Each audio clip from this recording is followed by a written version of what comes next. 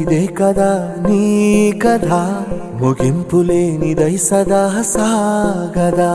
నీ కంటి రెప్పలంచున మనస్సు నిండి పొంగిన ఓ నీటి బిందువే కదా నువ్వెతుకుతున్న సంపద ఒక్కొక్క జ్ఞాపకానికి 100 ఏళ్ల ఆయువుందిగా ఇంకెన్ని ముందు వేచనో అవన్నీ వెతుకుతూ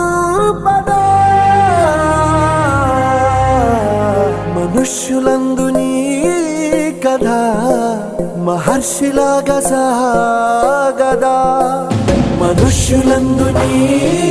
కథ మహర్షిలాగా సాగదా